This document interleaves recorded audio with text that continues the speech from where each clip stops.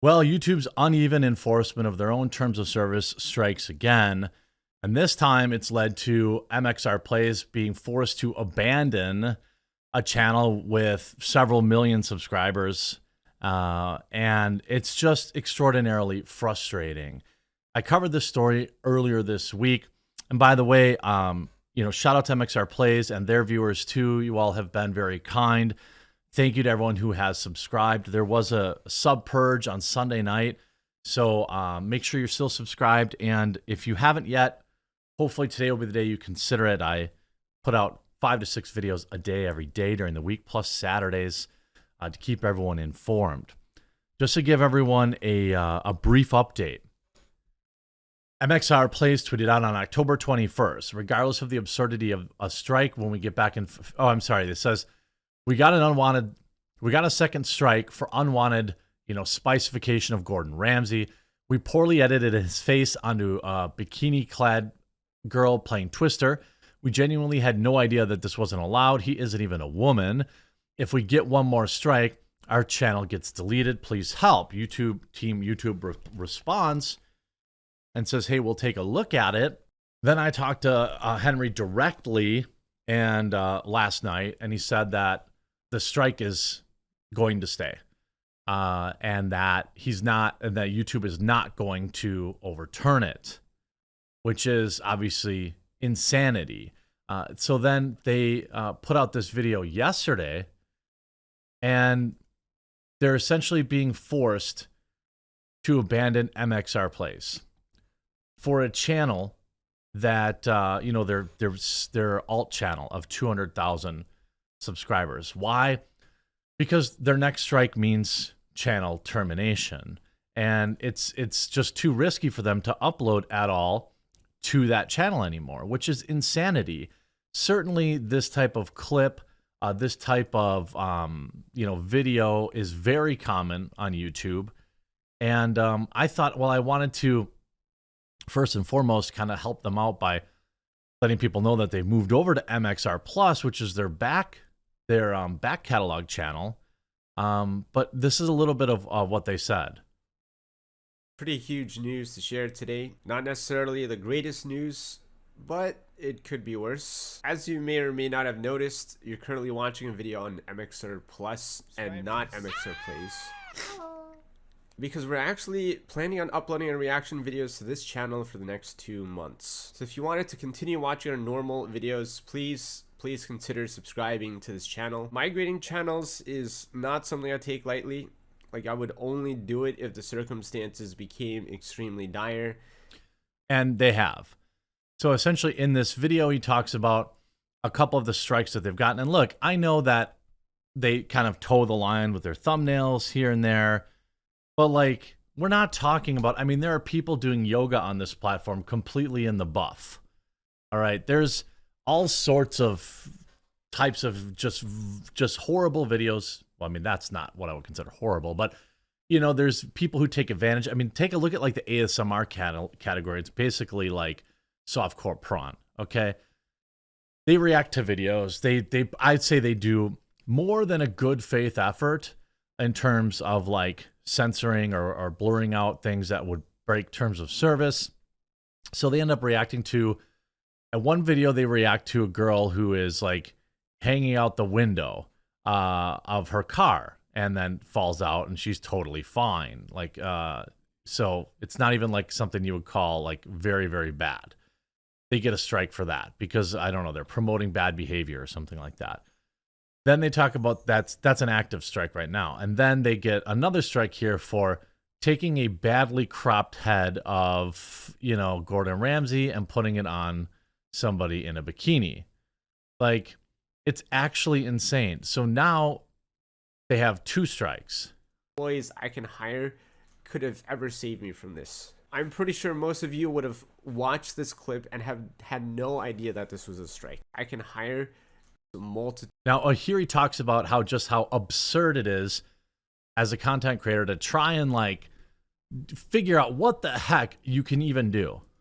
Of other ways I could get a strike. Like, I thought I knew the rules. I do not know the rules. This isn't even expressly stated in their guidelines. No amount of rule reading, editor reviews, human reviews, employees I can hire could have ever saved me from this. He's 100% right. Pretty sure most of you would have watched this clip and have had no idea that this was a strike. Agreed. I think most normal humans wouldn't have ever seen this coming. I am traumatized by this situation, and moving forward, I will be doubting everything I do. I will be second guessing every edit that I make, and I will most likely never feel safe from being banned again at this point. And so that. Now, Team YouTube, is this the environment you really want for your creators? This is a channel with just under 2 million subscribers being forced to abandon it because, I mean, it's just unclear. Like, I understand even Team YouTube's position here where they say, like, well, we can't really tell you exactly every little thing that will get you a strike because then people will just run right up to the line. They can't tell us the line because they know people will just constantly run up to the line, figure out ways around it. I actually understand and sympathize with that. But, like, can we perhaps, Team YouTube, consider more warnings, for example, or videos being removed without strikes? I think, you know, you could have a secondary category of like, here's a warning, we took it down and we think you were naughty. Then you could have like, hey, we took it down, we think that you were bad, but it was like a gray area strike, so we're not giving you a strike. I think that kind of punishment, first of all, and they could even say, and we're not paying you for it, right? So like that kind of punishment would probably be just as much of a deterrent, having your video removed, and also having, you know, losing out on the money on it. I think that's enough of a deterrent for most creators. At least have this as an option to deploy, because right now, you know, MxR Plays will probably get a third strike at some point. And this is a reality. I actually talked to Henry. Like, that means MxR Plus will be gone too. Like, you don't actually get, so I used to have the secondary channel Midwestly that I would upload to, and I was always like, oh, I could build this up in case something ever happens to my YouTube channel, my main YouTube channel. Wrong. When you have strikes, you can't move to other channels, and if you have a channel that gets banned, you cannot rely on a backup channel. So I know he probably feels like he's making a smart move here, and I guess I understand that, especially for like reaction content. But like a backup channel really isn't much of a backup anymore. It used to be, because YouTube will just nuke all your channels. And, you know, I also told him he really needs to look at getting on Rumble, BitChute, and Odyssey. I know most people think, oh my God, there's so many fewer viewers there.